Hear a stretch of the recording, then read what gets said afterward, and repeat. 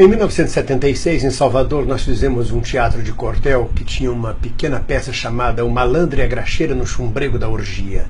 Havia uma personagem, uma senhora extremamente conservadora, que dizia o seguinte: minha gente, o mundo hoje tá que vai ou não vai. Uma banda tá pendurada, a outra cai ou não cai. Daqui para 2016, vejam bem a profecia, 2016, dizia ela, daqui para 2016, Deus arrocha e dessa vez mostra o castigo do Pai. Acabou toda a decência, a vergonha afugentou-se, o inferno pegou fogo e a besta fera soltou-se.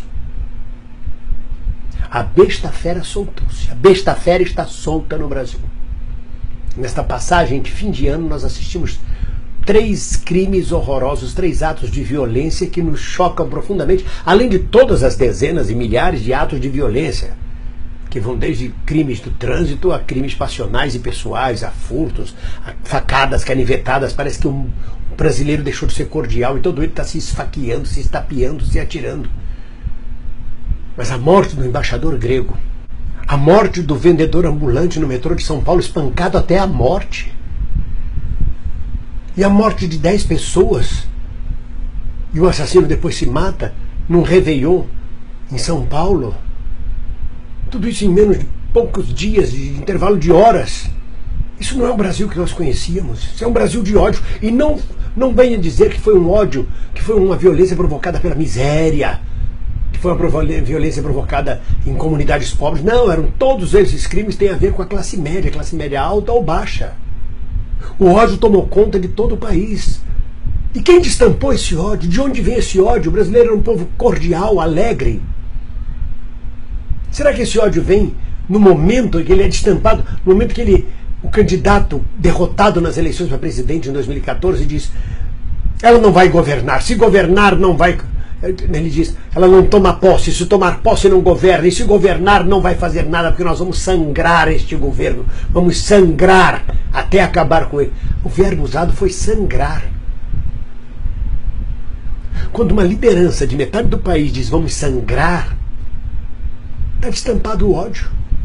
Onde não havia ódio, hoje o Brasil está dividido, totalmente dividido, famílias divididas, perdeu-se toda a decência, perdeu-se a moral. Quando você desestrutura as instituições, quando você dá péssimo exemplo, um governo de 8 meses, governo golpista de 8 meses no poder, que não resolve nada, que perde 7 ministros em 7 meses, acusados de corrupção, suspeitos de corrupção, sem nenhuma liderança, um desespero, uma desesperança, a notícia de que vai piorar ainda mais em 2017, que o desemprego vai aumentar, que a crise vai aumentar, que a inflação vai aumentar.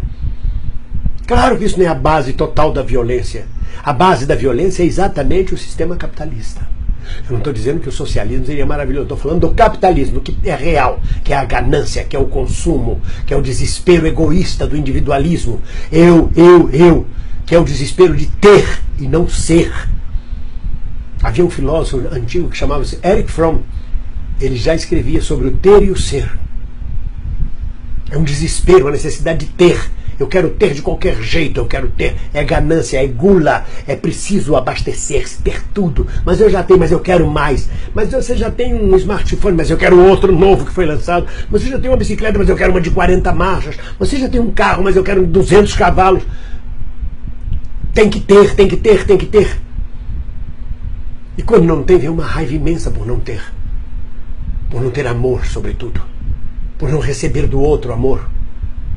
Pelo olhar de ódio que o próximo lhe lança, porque agora é um olhar de ódio. Minha mulher foi a uma sorveteria na Bahia, estava sentada, entraram 3 meninos, sentaram-se, o segurança veio tirá-los. Ela falou, por que a pessoa está tirando eles? Eles não fizeram nada. Não, eles vão fazer eles. Essa gente é perigosa. Essa gente que ele se referia é porque os 3 eram negros. Eles vão acabar fazendo. Eles não fizeram nada, eles têm o direito de sentar na sorveteria. E as pessoas todas em volta na sorveteria, toda aquela classe média que tem medo da violência, olhando os garotos e desautorizando eles. Porque o olhar, às vezes, é mais violento do que a ação física. Vocês sabem disso. O olhar de um pai ou de uma mãe pode ser mais repressor do que um tapa, do que uma chinelada. E os meninos foram retirados da sorveteria sob protesto da minha mulher. E ninguém em volta defendeu essas crianças. Como é que elas vão crescer? Com que senso de justiça? Com que senso de fraternidade? E isso é o capitalismo. E isso é o que implantaram no Brasil nos últimos 8 meses de forma violenta. É dane-se os pobres, dane-se o povo, dane-se todo mundo. Farinha pouca meu pirão primeiro, farinha pouca meu pirão primeiro é a palavra de ordem dos financistas, dos banqueiros, dos empresários, dos comerciantes, de todos eles. Farinha pouca meu pirão primeiro. Como dizia o velho Chico Anísio, eu quero que o povo se exploda, quero que o povo se exploda.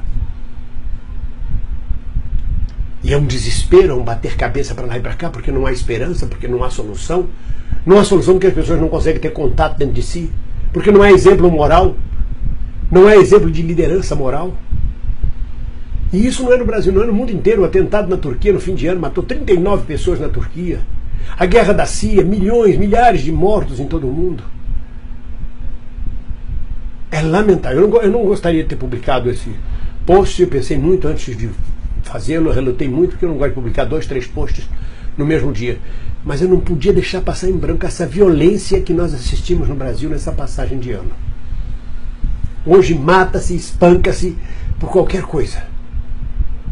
Por um nada, por um fio de cabelo, por um mal olhar, por um pisão no pé. Por um o que é que você está olhando?